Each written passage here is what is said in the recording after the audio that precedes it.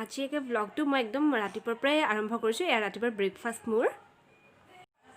এয়া আজি আমি বজাৰ কৰিব যাওঁতে মানে এখন বজাৰৰ পৰা সদায় আমি বজাৰ কৰোঁ। সদায় মানে 2-3 দিন পিছত চব্জি আনিবৰ কাৰণে যাওঁ।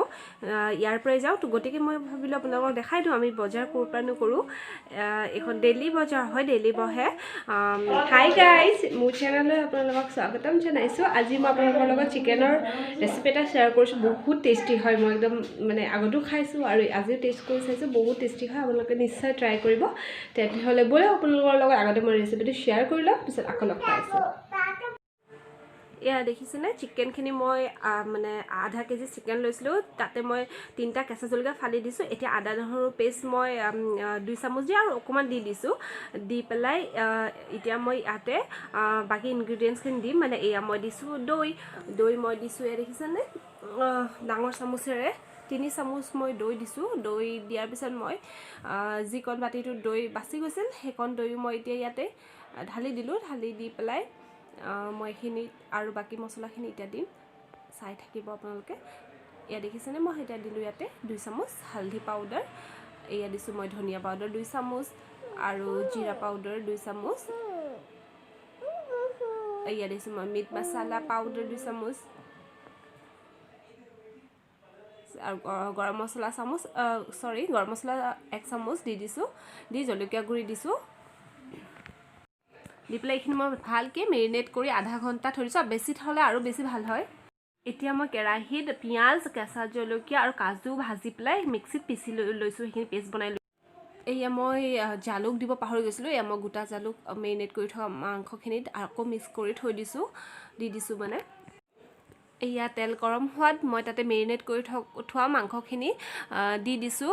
গেছৰ ফ্লেমটো মই ল' কৰি লৈছোঁ আৰু গোটেইখিনি মাংস মই এতিয়া দি পেলাই কেৰাহীত তেলৰ লগত ভালদৰে মিক্স কৰি ল'ম।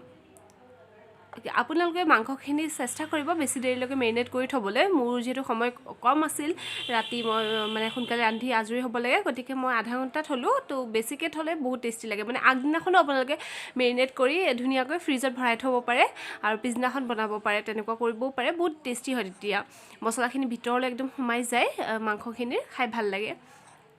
ইয়াত মই ভালকৈ মিক্স কৰি দিলোঁ। এতিয়া মই ইয়াতে নিমখ এড কৰি দিছোঁ। আন্দাজমতে যিমানখিনি নিমখ লাগে সেইটো আপোনালোকে নিজে আন্দাজ কৰি দি দিব। মই ক্লিপটো লাহে লাহে মানে মই ফাষ্ট কৰা নাই। মই কেঁচা জলকীয়া দি দিছোঁ জ্বলাটো অলপ বেছি কৰিবলৈ। মই মানে ক্লিপটো ফাষ্ট কৰি দিয়া নাই, আপোনালোকক ভালকৈ বুজাই দিবলৈ।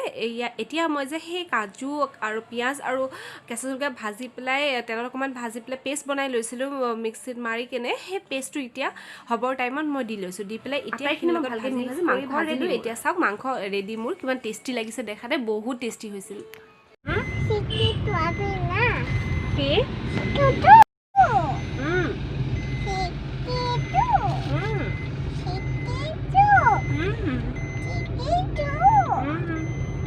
কালি যে মাইনা দুখ পাইছিল বুলি কৈছিলোঁ আগৰ ব্লগটোত, এয়া চাওকচোন তাই দুখ পাইছে।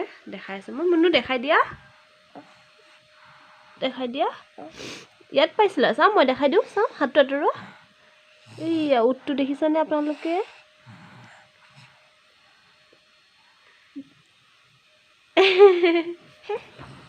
হাঁহি আছে তাই। মই শুনো এটা দেখাই দিয়া উটটো। ক'ত পাইছিলা দুখ কালি? পৰি গৈছিলা?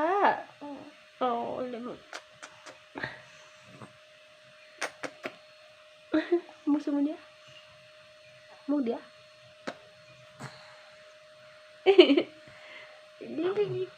তাইক খোৱাৰ পৰা উঠিছে। এতিয়া অকণমান তাইৰ মুডটো ভাল কৰিব লাগিব, মৰম চৰম কৰিব লাগিব, এনেকৈ খেলিব লাগিব, তেতিয়া তাই বিচনাৰ পৰা উঠিব। ঠিক আছে তেতিয়াহ'লে তাইক মই খুৱাই লওঁ, তাৰপিছত আকৌ লগ পাম। বাই।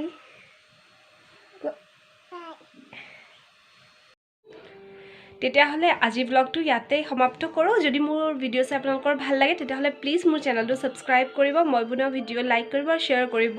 মানে আপোনালোকে যদি ছাবস্ক্ৰাইব আৰু লাইক কৰে তেতিয়া বনাবলৈ মন যায়, উৎসাহ জন্মে। নহ'লে এইকেইদিন মনটো অকণ বেজাৰত বনোৱাই নাছিলোঁ। আজি দেখিলেও নতুন 2জন মানে ছাবস্ক্ৰাইব কৰিলে চেনেলটো। তো মই আকৌ মোৰ মনটো ভাল লাগিল। তো আজি আকৌ মই ব্লগ দিছোঁ।